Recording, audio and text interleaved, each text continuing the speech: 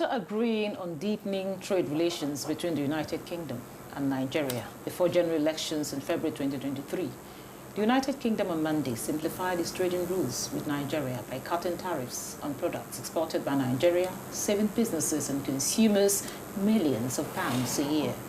The UK's new post-Brexit developing trading scheme will now cover 65 countries, meaning over 99% of the export goods from Nigeria would automatically be eligible for duty-free access to the UK. With the unveiling of this trade scheme, a push to drive pro-growth agenda through wider free trade has been set for the rest of the decade and beyond. How Nigeria consolidates on this launched premise will be the focus of our discussion. I am Ikaria Clinton. You're welcome to Nigeria Today.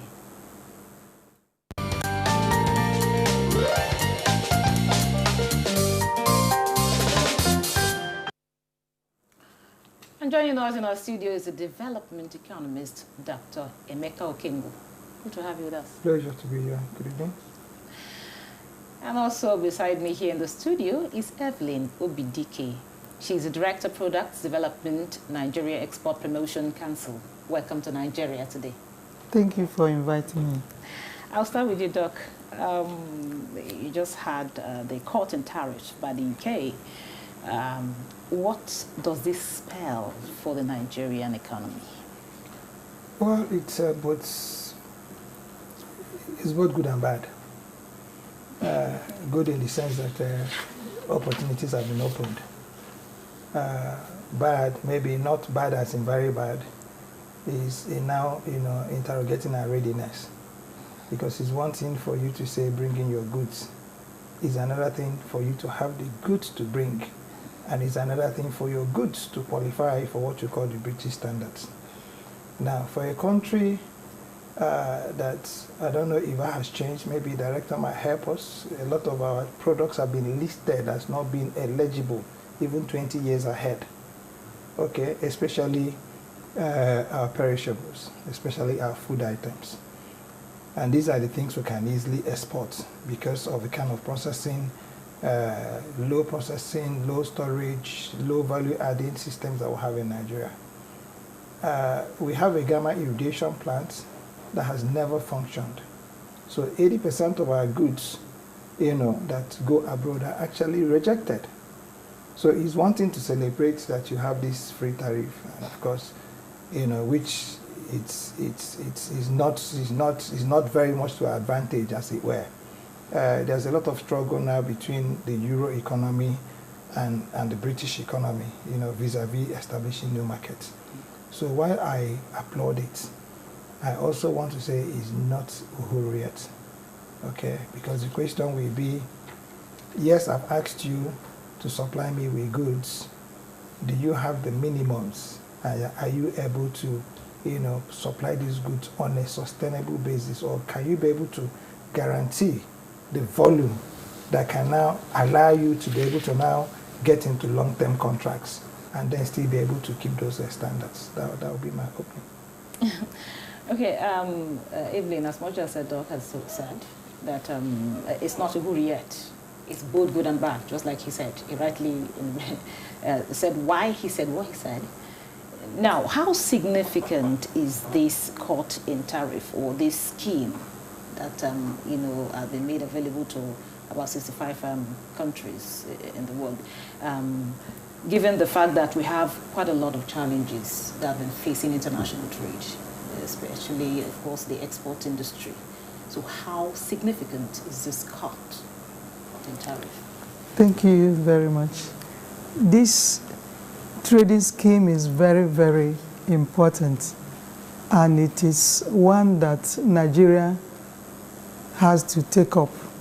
Nigerian Export Promotion Council have seen this cut in tariff as an opportunity for us to diversify our non-oil exports, both in volumes and in value. And we are ready, and we have started work. We are working together with the regulatory agencies there in UK to find out what are the specifics that are required Because when you are talking about non-oil exports, the agro-allied and the agriculture sector takes a bigger chunk. Having known what those regulations that are required, the Nigerian Export Promotion Council, through the workshops, seminars, we've been able to educate the exporters. But that is not all. Product has to be ready, has to be prepared. And in preparing the product to fit into that scheme, like he said, certification comes in. And it starts right from the farm gate. From the farm gate, the way the whole supply chain, value addition, according to the specifics. And then packaging, labeling, certification of the product, talking about HACCP, talking about the BRC, British Retail Consortium, and then you talk about documentation. It's a process, but we're equal to the tax. And Nigerian Export Promotion Council, we started it. We were there when the MOU was signed, and we know what it takes, and we're working together with them to make sure that Nigeria is not left out. Of course, we're talking about 65 countries. We can't keep quiet. We have to take the bull by the horn. Agric is a sector that we have to go all out. It will interest you that just last year, 2022, Nigerian Export Promotion Council, through one of its program and project, what we call Go Global, Go certifications, we intervene in the food sector. SMEs, totally 100, we are, through the NAPC's intervention, got the basic, which is the HACCP certification, hazard analysis critical control points, which is required to export goods. And in addition, some have even gotten more, ISO, BRC, fair trade, halal, and what have you. So we know that it is work, and we are already working. Thank you very much. Thank you very much, Evelyn. Doc, as much as he has told us that the NEPC yes. are ready, of course, they are doing everything possible, even though it is not all set yet, from what you just said. It's not all set yet, but they are doing their best. They've started. However, we are still grappling with food insecurity in Nigeria. And we have to at least satisfy our internal economy before we think of exporting. Now, given this issue that is on ground, are we ready for exportation? You see, that's why I started by saying that, it has to be volume unlocking value. So the first question you ask is, are we producing food in Nigeria? This will shock you. Because a lot of what you think is produced in Nigeria is actually brought in. A lot of the tomato paste that you use, practically all, if not most of it you use, is imported. Okay, a lot of the ingredients for the additives you people, the women use, you go into a shop and all these little packs you buy from shops are all imported. Okay, even if they're not imported, packaged. Okay, a lot of them are brought in and then repackaged in Nigeria. And why is this so? It is so because Nigeria has not grown. Our food production systems have not grown with our population. Okay, in other climes that have, grown with our level of population, what they do is that they no longer talk about rain-fed agriculture. It's a paradox that a country that has over 200 million people are still depending on people who are carrying hoe and machetes to go to the farm and depending on time and season to be able to produce food. Now, it's even worsened with what's the challenges of climate change, okay? Because a lot of our lands are not even that fertile anymore. Now, what point am I trying to make? If you're talking about food insecurity, it is just not a challenge, it's a national disaster. Okay, because one, you have the major problem of climate change. You have the problems of insurrections and insurgency. You have the problem of banditry. You have the problem of low energy. You have the problem of storage. You have the problem of transportation. You have the problem of aggregation. And then, above all, you also now have the problem of everybody planting what they think, you know, or how they think they can best plant. So you might be shocked that in a radius of 2 kilometers, you can't be able to put all the egusi or melon seeds planted by the same set of farmers together, aggregate it, and they can pass any test. Now, this is not Madam's challenge, as it were. You must give it to the NEPC in promoting exports of Nigeria. Kudos to them. I know this because I've done 1 or 2 things, you know, with them. They are out there trying to preach, you know. But 80% of the times, policy is not enough. Because the extension services, Madam as director of a trade policy, would not be in charge of extension officers. It might be a role that the Ministry of Agriculture will be playing. And I'll be very surprised if Madam says to me that there's a network now where the extension officers and the policy officers and everybody is now sitting to now, from time to time, identify farms to be able to say, where are these products coming from? Who are producing them? How are they being stored? How are they being packaged? I wouldn't know if they do this. I'd be shocked if they do, you know, because agriculture, of course, is an area, you know, I'm a little bit proficient in. So, point I'm trying to make is that it is one thing for us to say 65 countries have, you know, a lot of opportunities to be able to bring in things into the UK. Second question is, what are we taking into the UK? 100 years ago, we were taking raw materials, raw food, raw products. 100 years down the line, are we now taking finished products, or are we still taking these raw, you know, materials, you know, which in economics is called valorization? Are we now all gathering our zobo and then putting onto a ship, and then it's coming back as something else into Nigeria? Would that be fair trade? Okay, because it's one thing for you to trade, it's also another thing for you to have fair trade. And coming there is where you now start looking at your trade policies.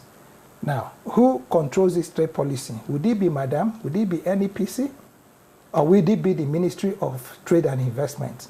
And what will be the relationship and synergy, working partnership you have with those who are issuing or developing our trade policies? She was talking about codes.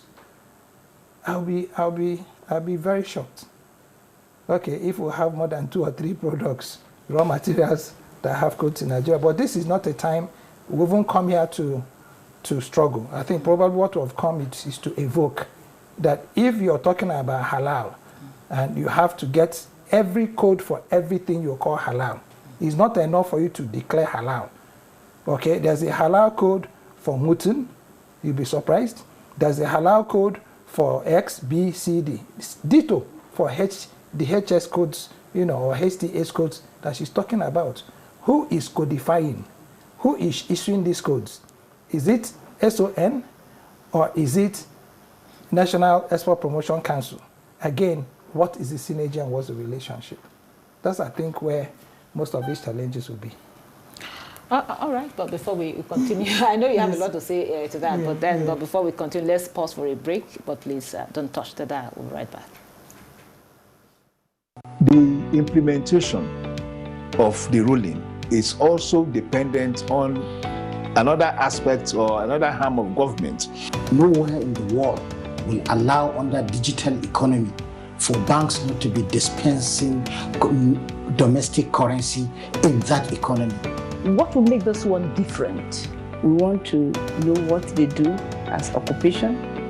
All of these are attributes that our questions have been designed to investigate. In a few days to come, you see that we are all around their own crannies and everywhere in Nigeria, telling people to cooperate. Welcome to Nigeria Today.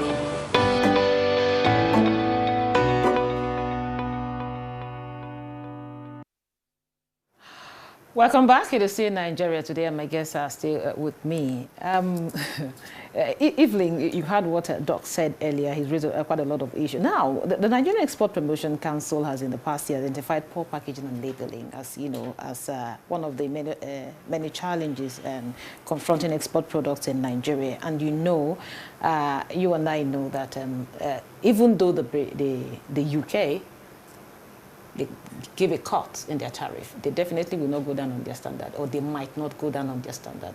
So, and he also mentioned something. How many products do we have? How ready are we with this product? Thank you very much. We are ready, and we have a lot of products. I can mention some of the products that's under the new UK Development Trading Scheme that they've identified for Nigeria. Apart from the services sector. Of course, we are talking about urea, we're talking about cashew, we are talking about, you mentioned tomato yet, then we're talking about plantain, talking about sesame seed. We're also talking about cut flowers, and we're also talking about other like cocoa.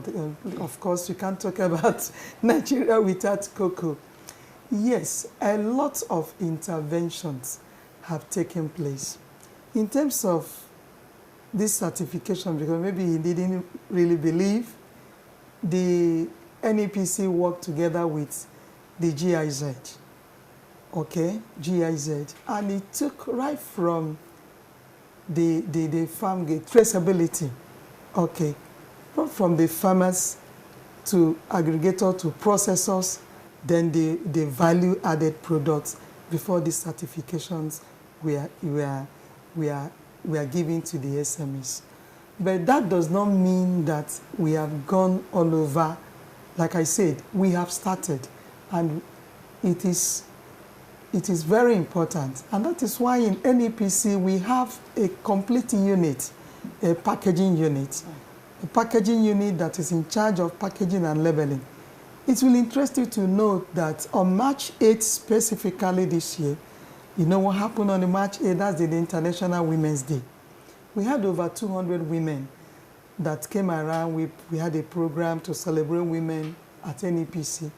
And the CEO promised them, having looked at the exhibit, the product that we exhibited, we identified labeling and packaging. And within a month, we were able to set up an intervention program. We examine one-on-one all the product, all the packagings, brought in experts to work also with our own in-house experts, and we are working on these women now. And from Abuja, we are taking it up to Kefi, to Kebbi State, to Lagos, and to Kano. We are going around. It is important. That is just one of it. Then you talk about cashew. Before, when you talk about cashew export, all people know is the RCN. But it will interest you that as we are talking now, Nigeria has more than 17 cashew processing companies that are adding value and that are exporting the kernels, ready-made nuts. So it is not just what we used to be before. NEPC have come in and we have identified the challenges, and we are working, taking it one by one. As for getting the British standard, that's what I said, that we went there, we went to the market, led by the CEO, Dr. Ezra Yakosak. We engaged them. We went to the ports. We went to the different regulatory agencies, and we asked them on the table, what is the standard? What is the expectation? And we come back. Okay, so that is a good starting point. To mention just a few. You're talking about urea. Nigeria, the export of urea has exceeded that of sesame seed. As at 2001, top on the list was sesame and cocoa. But now, urea has exceeded that. Talking about Nigerian tea, talking about other nuts, talking about spices, we have them. I don't believe that everything in Nigeria is imported. Some people have flair for that, but the production of these products have tripled because of interventions. Pro Cashew is in GIZ, Pro Cashew, and then NEPC also had interventions. collaborations we had with the CBI Netherlands, which is still on ginger. Believe you me, in the next 6 months, Nigeria ginger will be one of the best in the whole world. We are not talking about export or raw products. We are talking about value-added products. We are looking at products where we have niche, where Nigeria can have it, and that is what we are focusing on. If we get it right, and then we spread it. And we know that with our technical partners, we will get it right. Thank you very much. Thank you. Doc, I can see you're smiling. I hope you're satisfied with everything that you've heard so far. But then, Doc, I want to ask, what should the Nigerian government do internally for us to maximize this benefit? Because as much as you've reeled out challenges, it still it has its advantages. If I was the DG of NEPC, I'll be giving Madam an award. I mean, nobody could have put this better. Okay. But the reality is that what GIZ will do is to give you technical support. They cannot give you certification. Okay. They might be able to guide you. They are not a certifying agency. In Nigeria, it's only the SON now that has, the absolute right to give you goods. And like I said, I'm involved. For that one time, I had done some, when they were talking about the Beyond Oil, I had done some technical work for you people. Yes. So I know what I'm talking about. And when in that committee, somebody was talking about being able to export millions and millions and millions of metric tons of palm oil. And I just said, where are the palm oil trees? When was the last time we replanted? Where do you have these new plantations? Ditto for cashew. What we are doing is the wide varieties. I stand to be corrected, and that's why I'm saying that Madam's job is cut out, okay, which is the policy. You can't fault it. Okay, if I was the president listening to this, you can be certain that I have an essay, because she knows her onions. But it is one thing for you to be able to have very beautiful policies. It's also another thing for you to be able to translate those policies to programs and actions. And it is at this level that we have issues. Cashew that you're talking about, okay, the few ones that are left are not tended. We don't have any existing cashew plantation that our forestry system is as good as finished. Okay, we don't have any nurseries replanting them, and I'm saying this to you officially, and I'm saying it on national television. There's no one nursery that is functioning now that belongs to the federal government. I stand to be corrected. Okay, now, because what the Ministry of Environment that is supposed to be replanting these bushes do is that they plant, in collaboration with the local people. And because of insurrections and insurgencies, a lot of this forest has become home, okay, to bandits and criminals. So it's not a place you go to. There's nowhere in this country now that you can actually take a walk through that forest path alone, even at the heat of the sun. So the point I'm trying to make is that if we are going to be where we are driving to, because you asked me a question, is what can we do right?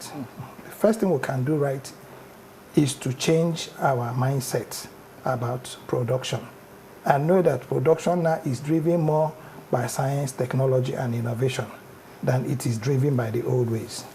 That's one. Two is to be able to now start, doing mapping, our forestry mapping, so that we know what's left of our forest. Okay, if you go and look at our export and import of urea, you might be a little surprised that we import more urea than we export it. Okay, so, but these are not, we are not in a contest here. We are looking for solutions to be able to move our country forward. Yeah. And NEPC, like I said to you, are doing their best within their limits. However, I have a friend of mine that says, my father made me chairman of this company and tied my hands. And then how did he tie my hands? He took the check, and he's the one who approves and signs it. So, as much as Mrs. Obidike can talk about what good things they want to do, now, you can meet the British people. They can give you, it's there. You don't even need to go and meet them. You need to be able to qualify from the British food chain for you to get into it. So it's not a conversation we can finish in a day. I think it's work in progress. Yes. Let me commend NEPC, okay? You guys are doing a great job. Yes. But there is a lot more we need to do to be where we need to be as a country that has 63 million hectares of land. And we're working on less than 2% of it on a commercial basis. Thank you so much. There's still a lot to be said about this, but then we don't have enough time. Well, that's it on Nigeria Today. We want to thank our guests for sharing their thoughts with us. The development economist, Dr. Emeka Okengwu, thank you so much for coming, sharing, contributing. And Evelyn Obidike, Director, Products Development, Nigerian Export Promotion Council, thank you so much for your contribution. And to our viewer, thank you so much for always being a part of this. I am your carrier, Clinton. Goodbye.